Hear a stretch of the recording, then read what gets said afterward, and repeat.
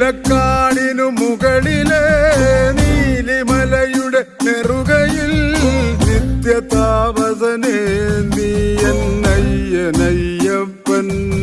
പഴമൊഴികൾ ചൊല്ലിയ കഥയിലെ ഹരിഹരനു നൽകിയ സുകൃതമേ സ്വാമി.